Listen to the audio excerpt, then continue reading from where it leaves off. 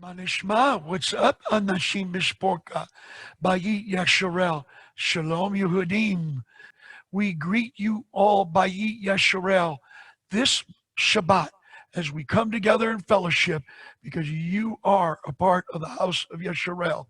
And if you feel like you're not, study to show yourself approved. You are grafted in through the blood of our Ibrit Mashiach Yahushua, who his blood transfusion has allowed us to be born from above or re-gened, re-DNA'd to a new generation, a new gene of a bloodline of the house of Israel. And we celebrate together with you. Thank you for allowing me to come into your home. Thank you for allowing me you are in my home and I'm in your home as we come together through this technology as it's still useful today. Praise Yah. And this welcome. Today, the title of fellowship,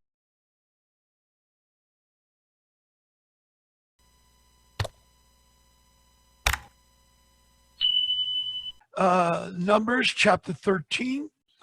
We're going to go ahead and begin in verse 1 of chapter 13.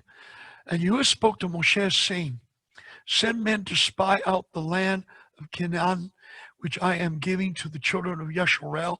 Send one man from each tribe of their fathers, every one a leader among them. Now, I'm starting from here because there's some great things we need to do midrash on and also talk about because not only of the numbering, we're going to discuss it a little bit, but also because of the tribal members, the leaders, tribal head leaders, okay? And by the command of Yahuwah, Moshe sent them from the wilderness of Paran, all of the men who were heads of the children of Yasharel. Verse 4, and these were their names. From the tribe of Reuben, Shamua, son of Zakar. Verse 6, from the tribe of Yehudah, Caleb, son of Yephuneh.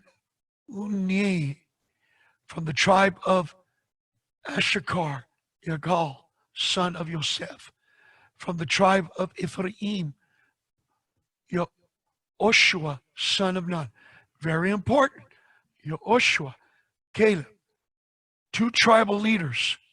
Not only two tribal leaders, but commanders of Moshe's command.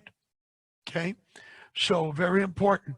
He was of the house, the tribe of Ephraim, of the house of Nun, Hoshea, which we know is 1945, Hoshea, Hoshua. We say it in that form, but it's Hosea. It's the second portion of the half of our Mashiach's name, Yahushua, Yahushua, Yahushua. Okay? So this is him before his name was changed. These are the names of whom Moshe sent to spy out the land, and Moshe called Hoshea, son of Nun, Yahushua. Now, and for your little notes, if you haven't watched my other videos on this topic, keep it in mind that this is the first time, really officially, this is the first time Yahushua's name is being used, okay? Because before that, he was called Hoshea. Now, my big question, and I've asked rabbis, I asked teachers, they all don't know. How come I can go to Hebrew number 3091, Yahushua, and I can click the KLC, and this is all the scriptures where 3091 is located, okay? 218 times completely in this batch. It was, and it goes all the way back to Exodus 17, 9, 10 as the first time. But as we know that according to what we're reading here, the son of Nun, his real name was as we see here on the screen. Hoshua, Hebrew number 1954. Okay? That was a root word 3467, deliverer. So his name was Savior Deliverer. That's his name, Hoshua. Okay? He didn't have Yah in front of it. Yah, Savior and Deliverer. All right? But what somebody did, okay? What somebody did, they actually pencil whipped his full name from the beginning found in Exodus chapter 13. And when I talk to scholars and rabbis and other people, they don't know the history of the timestamp when somebody pencil whipped his name with Yah in front. Because as we see here, his name really was really Hoshua, which still means a deliverer, a form of salvation. All right? And which this word Yahushua was born from the mouth of Moshe. Okay? Maybe it was Moshe. Who knows? We don't know who pencil whipped his name from the beginning when he first appeared on the scene in the book of Exodus as a family member of a family member of the family. Okay? Because he was a part of the tribe. And it's mentioned in Exodus. He has a very big part in Exodus from the beginning when Moshe, his emunah, stood with Moshe and Aaron of that particular family of the Levi. Okay? So now, somebody pencil whipped his name. Nobody knows, but his name was really born right here. Remember, I taught you in the past that every word, not just in the Hebrew, not just in Aramaic Hebrew, not just in Eastern, Western, or Paleo-Shemitic Hebrew, but in all languages, words have timestamps. Sometimes they can narrow it down to the year, sometimes to the 20s and 30s or 100-year gap of when it was born, okay? When that word was birthed and becoming common in the language, okay? And that's why we know the letter J came from language of poetry, and it came around the late 480s and 90s, and its use was not even 460 something years ago for normal language. It was the letter J, the hard ja or ja sound used to be the like for Jesus, Jaime, or whatever sound. It was more silent till they made the I. The I had a little line in front of it, and it morphed to the hook, and that we all know that's 500 years at the max. Oh, there's a timestamp. So Yahushua's name has a timestamp right here in front of us on 13:16 of what week this was of this event, which we do have a similar, almost a similar date. I think it was the Yom, let's see, the fourth Yom, the 20th or 21st day when the spies returned, or they come back. Let me see. They started on the third Yom, the third month, Yom 12. So this is the beginning, third Yom month, third month, Yom 12 is when they began to go out for 40 days to spy. Okay, so this is the date of the birth of the name of Yahushua, when Moshe put Yah of Yocheh, put that Yah sound of Yahushua in 3091, Yocheh in front of Hoshua, as we see on the screen here. Okay. Now, it's 1954 because that's the real word for Hoshua. Some people have references to Yeshua, but that's a different word, a different meaning, Yasha, but from the root word of 3068, because Yah 3050 is used 55 times and misused throughout the English language and covered with LORD and 4 or 5 times GOD. All right, 3050, the short version of Yocheh, Yah. And in Hebrew, we use YA double H for Yah. Okay, even though it's two letters Hebrew, the phonetic sound is Yah. Okay, so it was birthed here. So I wanted to read it anyways, so you could see that the birthing, and you can mark it in your notes when his name, when Moshe gave him that name, and accordingly began to go out and spy on the third month on Yom 12 of the real Hebrew calendar. Okay, and Moshe sent them to spy out the land again and said to them, go here into the south and go up to the mountains and see what the land is like, and the people who dwell in it, whether strong or weak, whether few or number. In the first stage, he tells them to go up in the mountain and spy them out. Kind of take a map, an overhead view map of cities, locations, geographic, and build up their nerves too to step into the land. Okay. And verse 19, and whether the land they dwell in is good or evil, whether the cities they inherit are in camps or in strongholds. So they need to map it out. Camps, strongholds, it could be a camp with a wooden fence, it could be a certain height, or it could be in stronghold walls, or stronghold with spiked fort type wooden tree fortress, or it can be wooden walls, okay, or cemented brick walls or stone walls. So they wanted to spy out the locations and whether the land is rich or poor, whether there are forests there or not. And you shall be strong and bring some of the fruit of the land. Now the time was the season of the first fruits of grapes. So the first fruits of grapes was in the season for that area. The harvest of that area, okay, which is the promised land, is different from Egypt and other portions.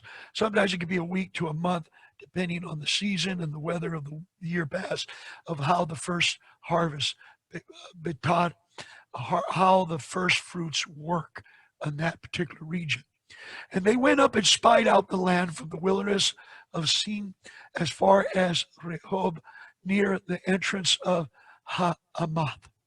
And they went up through the south and came to Hebron and Haman, Shishai, and Tamai, descendants of Anak, were there. Now, Hebron had been built 7 years before Sinon in Missouri. So he's telling you kind of a timeline of the building of this of Hebron.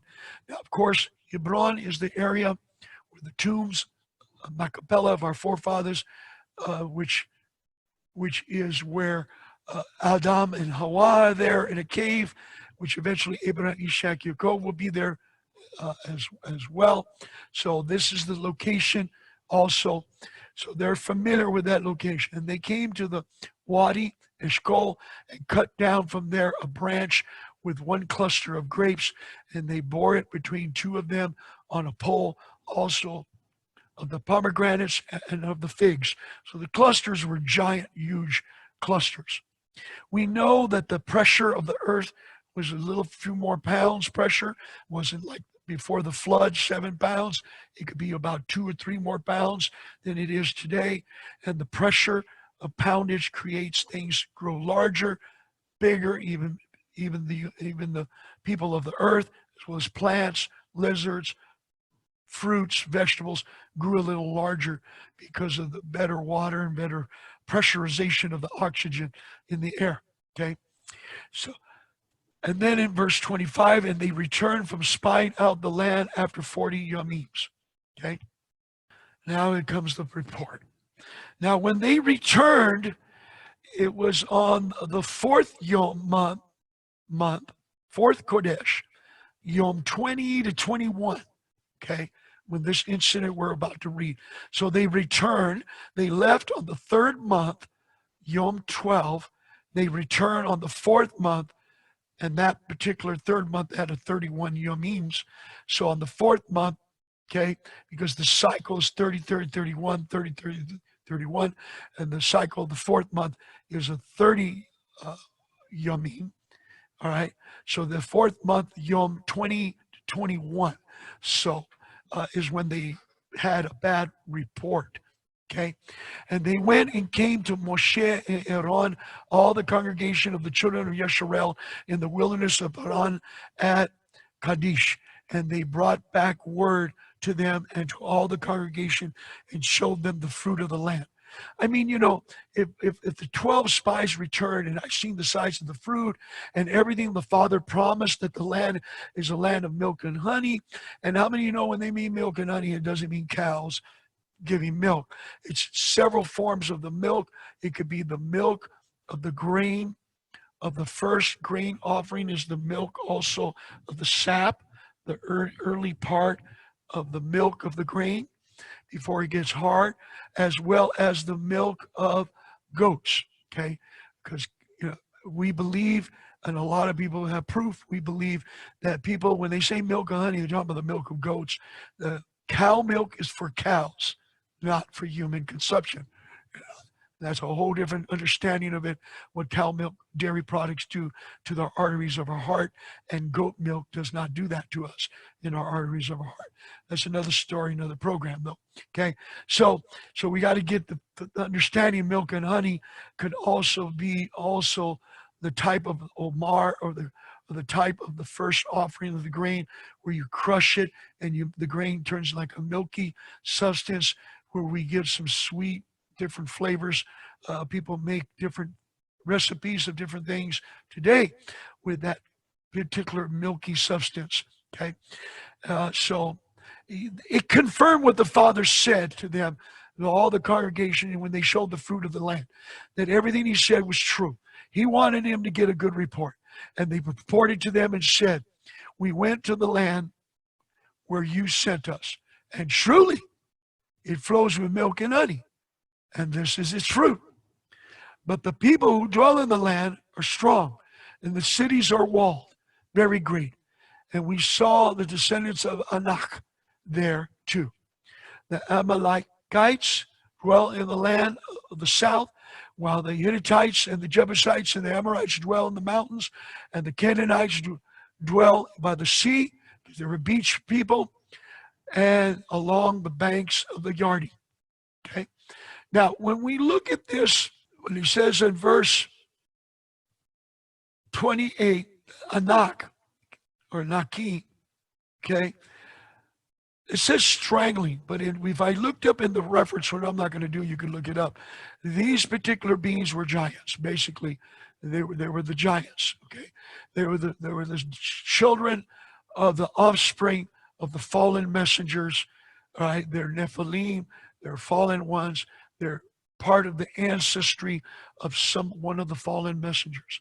Okay, verse 29, and the Amalekites dwell in the land of the south, while the Hittites, the Jebusites, and the Amorites dwell in the mountains, and the Canaanites dwell by the sea along the banks of the Yarden. I read that already. Verse 30, and Caleb silenced the people before Moshe and said, now, I don't know how should I put it? I don't know how, because I'm going to show you different numbers of the ones that died in the wilderness and the ones that rebirthed. I don't know how, if Caleb was my tribal elder and Yahushua was my tribal elder leader, because they were the leaders. They were the leaders of their tribes. Only the heads of the leaders went there. Okay? And every one of these men are tough and rough. Okay? He can pull out a sword and kick the devil butt generation. Okay? So, and they were worshipers. They were all understanding, learning Torah. But I don't understand how when Caleb and Yahushua, this is my question, my theoretical blow in the air question to the Father, which always gives me an answer. If my leader of my tribe spoke up, and my great-grandfather, whatever he was to me, spoke up and above the other 10, I'm going to side up with him. I'm going to side up with Caleb and Joshua if they're my tribal leader. If I was of the other tribe, I might have lingered and probably died in the wilderness like the rest. But if they were my family and my ancestors of my tribe and my clan, man, I'm going to back my guy up. That's my team. You know what I mean? I'm going to quarterback with him, right? I'm going to line back with them. I am not going to leave them out there to be helpless. So I'm kind of wondering if there was other people, because there was a little different in the math, which we're going to see. There were some of them spared, even though the Father said those are the only two. It's just a question of mine, theoretically. But he says, he kept them silent before Moshe and said, let us go up at once and take possession. We are certainly able to overcome it. But the men who had gone up with him said, we are not able to go up against the people. They are stronger than we. Come on, man. I can't believe this little Marine. And I can see it. If you see a giant, you see a 12-foot, 18-foot, 9-foot, 22 feet, whatever it is, because they have measurements of bones found in the land of areas where they lived at, the old cities. They have bone measurements that were really big, okay? But what I've always learned, there's ways to get around them with a giant, with a sword. I've learned this by other experiences, which I'm not going to mention, of how to cut arteries in the legs and arteries in certain parts of the body and get the upper hand when somebody bigger than you who's coming after you. Okay, so, and they gave the children of Israel an evil report of the land, which they had spied out, saying, the land through which we have gone as spies is a land eating up its inhabitants, and all the people who we saw in it are men of great stature. So they're all great stature. Okay, they're all big boys. Okay, in verse 33, and we saw there the Nephilim, son of Anak of the Nephilim, and we were like grasshoppers in our own eyes, so we were in their eyes. So when they went to the land, they saw them, and they just kind of gave them a glance.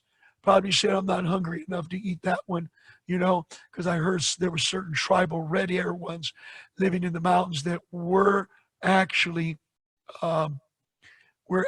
cannibals, cannibalistic. Okay, so they were Nephilim or Nephil. Okay, it says here, as we see on the screen, a bully or tyrant, a giant. Okay, and of course, these are the Nephilim, plural, or Nephil, singular, and they were in the sight as grasshoppers. Okay, small as locusts. So, but locusts get to hop around and fly too.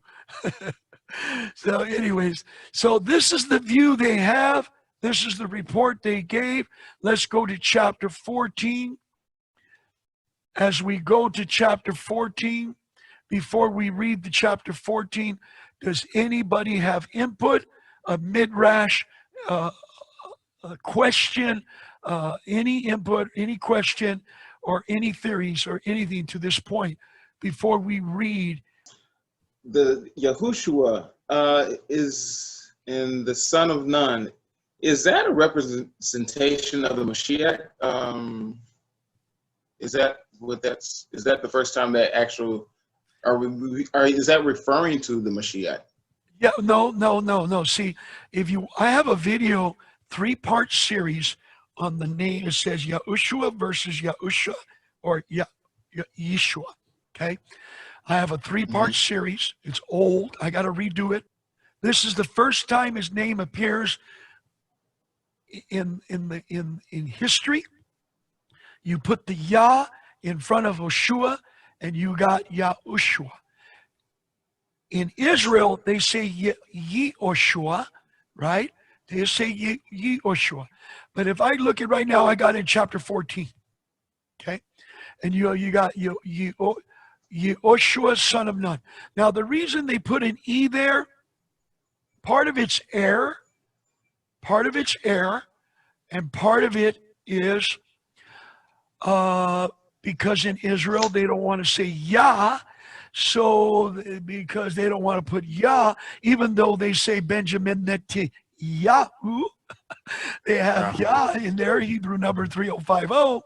But now, as you see in the bottom of the screen here, okay,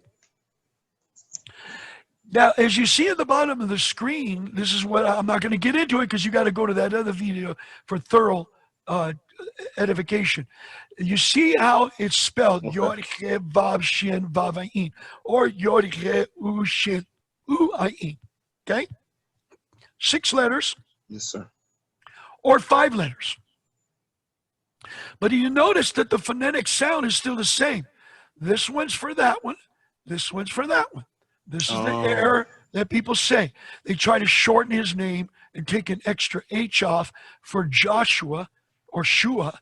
Well, Joshua is Latin. Joshua is Latin. It's a Latin form of a transliteration for his name. This is the Hebrew. Okay?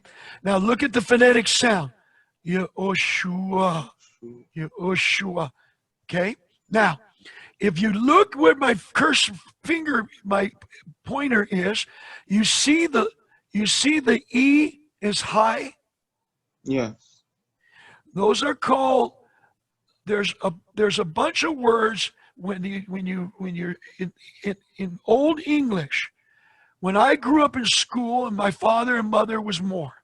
Ed, he's older than all of us. So you don't let him get away and tell you that. He'll remember what I'm telling you. Sometimes you'll see an A and an E connected in old books. Sometimes you'll see letters moving high, low, and you see the arch marks. An arch mark in front of a O, arch mark in front of a U. Those are helper called phonetic arch sounds. They're in. You can go to a Walmart and pick up a what they call a logbook, and the back of the logbook would have some of the logbooks would have these black and white famous old school logbooks.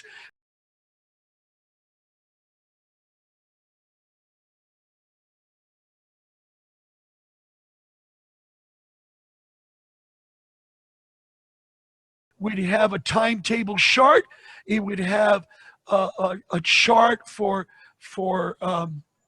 hyphas and apostrophes and everything else. Sure. Yeah. And then it would have a chart for phonetic sound marks, because that's a school book. But most students don't look at the back of those books. They don't even buy those no more. They buy the colorful books to go to school, and without the school helps in the back and the front, because in those old black and white school book notebooks, they had the phonetic arch marks. They had all these ancient old English phonetic sound helpers for sounding out the languages. So when you see an E high, yes, that's an A sound. Yeah. Never knew that. Oshua, because there is no, for Hosea, there's no H. H is Latinized. It's just O. And the O is a high sound. Oshua. And then they put another arch in front of the U, which means like a double, either a double U sound or a double O. Yahushua. See how on the bottom where my finger is pointing? Yes. It says Yahushua. So you got a double O for this arch. Okay? Okay. Yeah. For that arch, the first arch in front of the H and O are separate. Yahushua. Okay, so these are helps for phonetically sounded. In the Messianics, they don't use them. They shorten it. They don't use them. They spell his name with 5 letters. I spell it with 6 letters because Yahushua is our kinsman redeemer. He redeemed me as a kinsman of the house of Israel. And the name is Hosea. That's his first name. Okay, Hoshua was his name, and then Moshe changed his name, put an Yah in front of it, and say, Yah, Savior, Deliverer, or Deliverer by salvation, or Salvation Deliverer. Okay, not just Savior, or He shall be saved. Yahusha means He shall be delivered. There's different meanings. I teach you that every little meaning of the 6 ways that Christians or Messianics or Jews use it. In that video on my archives, you can go in. So your answer your question, yes. This is the first time our Mashiach's name appears. Yes. Okay. Okay.